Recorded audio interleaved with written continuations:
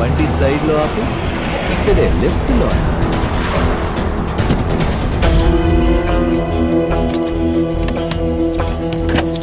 ఏంటి మామ ఇక్కడ తీసుకొచ్చావు? బాడీ దించండి. ఏయ్, దించండి.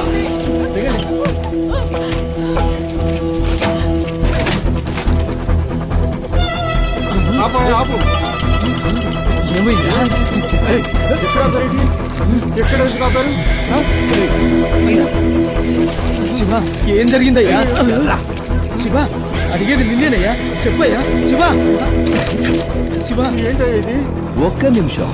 దొంగేడు పేడుస్తున్న బంధువులారా, శవాన్ని తీసుకెళ్లే ముందు ఈ శివ టర్మ్స్ అండ్ కండిషన్స్ వినండి.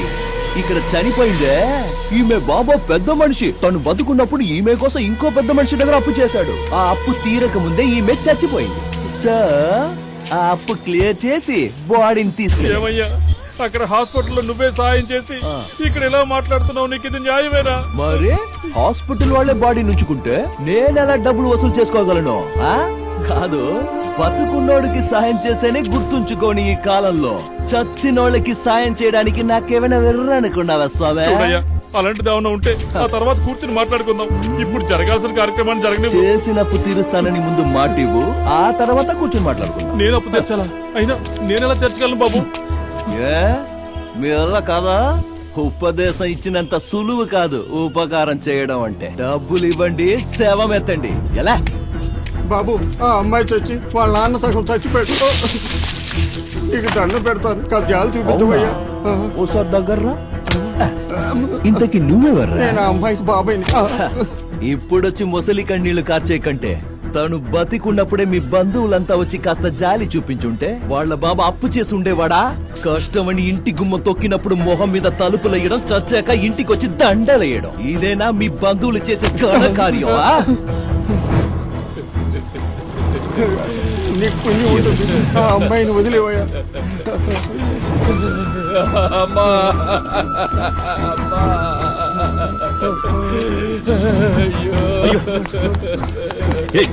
ఏంటి ఇక్కడ వచ్చారు?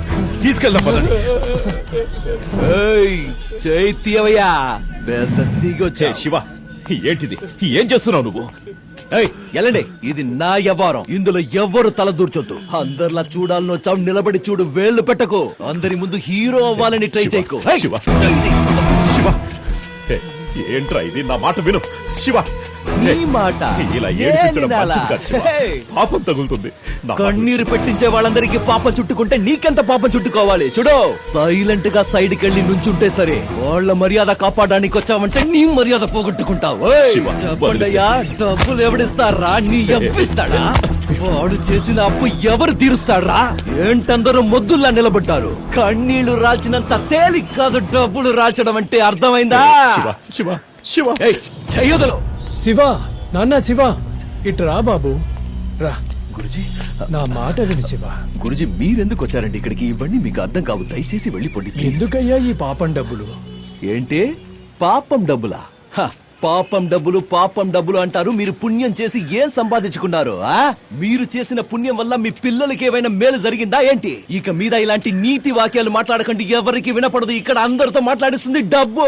డబ్బు విషయం మాట్లాడితే చెవిటి వాడికి కూడా వినిపిస్తుంది. డబ్బుకున్న విలువ, పవర్ అలాంటిది. అలాగే పవర్ ఉన్న వాడి దగ్గరికి డబ్బు వెళ్తుంది. వాడు మంచివాడా చెడ్డవాడా అన్నది డబ్బుకు అనవసరం, అర్థమైందా? అవును, నేను నీచుల్ని, పాపిష్టి వాడిని డబ్బు కోసం ఏం చేయమన్నా చేస్తాను. దేవుడి పేరు చెప్పి శాపం ఇస్తాడు, వరం ఇస్తాడని కోట్ల కోట్లు కూడబెట్టలా. 5 ఏళ్లలో మీకు స్వర్గం చూపిస్తానని రాజకీయ నాయకుల్లా మోసం చేయలా. పేదల రేషన్ బియ్యంలో, పేషెంట్ల మందుల్లో, పెద్దోళ్ళకిచ్చే పెన్షన్లు అంతెందుకు, ఫ్రీగా దొరికే గాలి, నీళ్లు అన్నిట్లో మోసం చేసి డబ్బులు సంపాదించే దగాకోర్లున్న ఈ లోకంలో వాళ్ళెవ్వరు అడగరే?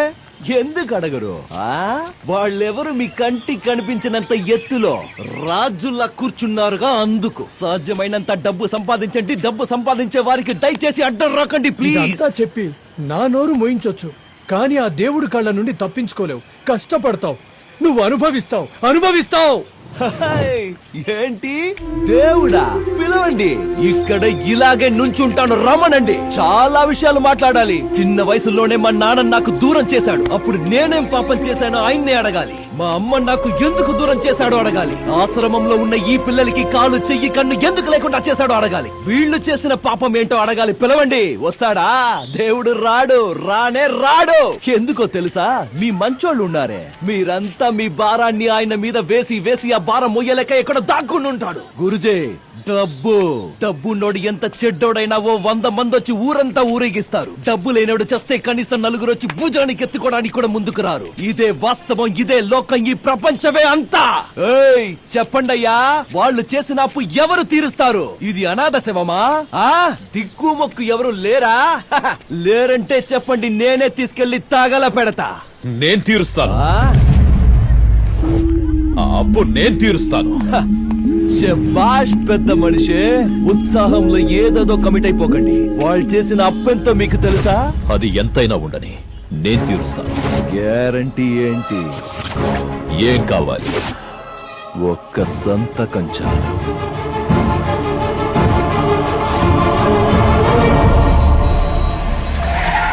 ఓహో, పోలీస్ అంతా అయిపోయిన తర్వాత మీరెందుకు వచ్చారండి? ఇక్కడ అంతా సెటిల్ అయిపోయింది. వచ్చిన దారిని రివర్స్ గర్ వేసుకుని చెక్ చేయండి.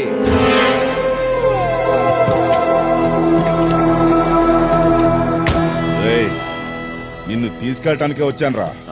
పదరా స్టేషన్ కి. ఏంటి మిస్టర్ ఆదిత్య, నా గురించి మీకు తెలీదా? ఏంటయ్యా మాదేవ్, ఏంటంట?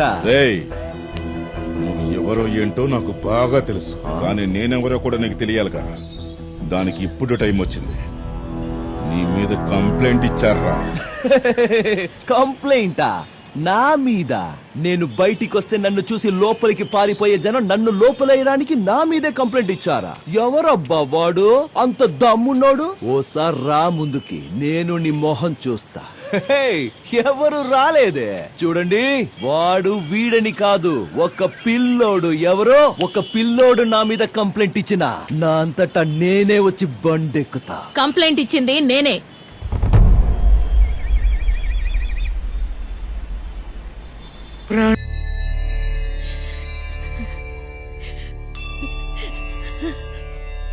లక్ష్మి, ఒక ఆడదానిలా ఆలోచిస్తే వాడు చేసింది తప్పనిపిస్తోంది. అదే కన్న తల్లిగా ఆలోచిస్తే నేను చేసింది తప్పనిపిస్తోందండి. వాడిని పోలీస్ స్టేషన్లో ఎంత హింస పెడుతున్నారో ఎవరు.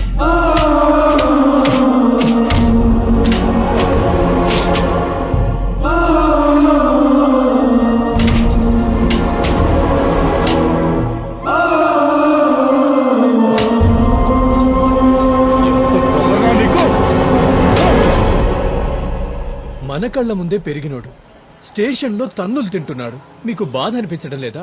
విడిపించడానికి కొంచెం సహాయం చేయండి. అమ్మా బాబులకి అవసరం లేనివాడు మనకెందుకు స్వామి? ఏమయ్యా, మన పిల్లలు ఎవరైనా తప్పు చేస్తే ఇలాగే చూస్తూ ఊరుకుంటామా మనం? వాడు మన బిడ్డ కాకపోవచ్చు, కానీ ఈ ఏరియాలోనే పుట్టి పెరిగాడు. గురూజీ, వీళ్ళెవరు ఇచ్చినా ఇవ్వకపోయినా నేనిస్తాను. దయచేసి తీసుకోండి.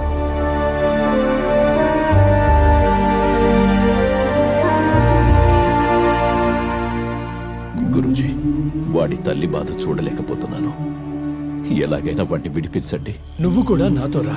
వద్దు గురూజీ, వాడు నన్ను చూస్తే బయటికి రావడానికి కూడా ఒప్పుకోడు. మీరు వెళ్ళండి. ఉంటాను.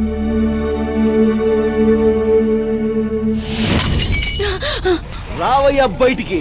నా నిద్ర చెడగొట్టి లోపల నువ్వు సుఖంగా నిద్రపోతున్నావా? రావయ్యా బయటికి. నన్ను క్షమించండి. లక్ష్మి, వాడు మనల్ని వద్దనుకున్నంత మాత్రాన వాడి బాధ్యత మనది కాకుండా పోతుందా? లక్ష్మి చెప్పు. డైరెక్ట్ గా ఎదుర్కొనే గుండె ధైర్యం లేక ఆడదాన్ని అడ్డం పెట్టుకుని నన్ను జైలుకి పంపిస్తావా? జైల్లో కాదు కదా, పాతాళంలో పాతేసిన బయటికి వస్తా. నాకు చెడు చెయ్యాలనుకునే వాళ్ళు 1000 మంది ఉంటే కాపాడాలనుకునేవాడు ఒక్కడు ఉంటాడు. చూసావుగా, రిలీజ్ అయ్యా. ఎలా ఉంది నా ఇన్ఫ్లుయెన్స్? పాముకి మాత్రమే విషం ఉందనుకుంటే నువ్వు దాన్నే మించిపోయావు. ఈ ఇంటి వైపు కనీసం కన్నెత్తి కూడా చూడని వాడి జోలికొచ్చావుగా. చూస్తూ ఉండు, ఇదే ఏరియా జనం ముందు నిన్ను తలదించుకునేలా చేసి నేను తలెత్తుకుని మా అమ్మని ఇక్కడి నుంచి తీసుకెళ్తాను. చూస్తూ ఉండవయ్యా. ఏంటి మీరందరూ ఇక్కడ రికార్డింగ్ దాన్ని చూస్తున్నారా? ఎల్లండి. మళ్ళీ వస్తా. నా కొడకల్లారా, నన్ను జైల్లో పెడితే మీరు ఈ ఏరియా మొత్తం బంక్ చేసి గొడవ చేస్తారనుకుంటే ఫుల్ గా తాగి ఎంజాయ్ చేస్తారా? ఎందుకురా కళ్ళు మూసుకున్నావు? ఏమైందిరా? అయ్యా నేను భయపడి కళ్ళు మూసుకోలేదు, వాడిని నేలాడ తీసినందుకు మూసుకున్నా. అసలే ఆడు తిప్పి వేలాడ తీశాడు. టైం బ్యాడ్ అయి నీ లుంగి ఊడిందనుకో, తమరి విశ్వరూపం నేను చూడగలనా? ఏయ్, ఏంట్రా అంటున్నారు? అన్నకు మందు ఖాళీ అయిపోయింది, నువ్వు వెళ్ళి అన్నం పట్టుకురాని మా పితాశ్రీకి చెప్తున్నా. ఓహో, నేనంటే అంత లవ్ అంటారా నీకు? అబ్బాయిలందరికీ రాత్రి పడుకున్నప్పుడు కల్లో సన్నీలి అని వస్తే నా కల్లోనూ మా పితాశ్రీ కల్లోనూ నువ్వే వస్తావు మావా. మిక్సింగ్ డాడీ ఫిక్సింగ్ సన్ను. మీరు నాగస్వరం ఉదగానే తల్లాడిస్తూ నాట్యం చేయడానికి నాగరాజు అనుకున్నారా? ఆ నాగరాజుని మెడలో వేసుకొని నాట్యం చేసే శివుడిని. ఈ దేడు దమాక మాటలు నా దగ్గర కాదురా. మీరు ఇలాగ వేలాడుతుండండి, రేపు పొద్దున వస్తా. అయ్యో నువ్వు పొద్దున వస్తే మా శవాలు దించాలి. శివ దించు, శివ దించు. ఏంట్రా మావా సౌండ్? నీ పిల్ల అగ్రహారంలో ఫంక్షన్ పెట్టుకుంది. ఫంక్షన్? కాబోయే అల్లుడు సెంట్రల్ జైలుకి వెళ్లాల్సింది జస్ట్ మిస్ అయ్యాడనే టెన్షన్ లేకుండా అగ్రహారంలో, అది నా డార్లింగ్ ఇంట్లో ఫంక్షనా? అందుకే అంటారు మావా, అన్నోడు బాగుంటాడు, పడ్డోడు బాగుంటాడు, మధ్యలోడే నలుగుతాడని. Costume change, location shift, surgical strike.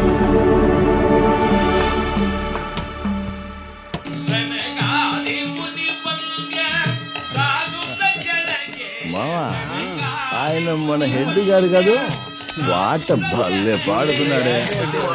ఉండు. ఏయ్, అడ్డులే. నేను వచ్చేసా.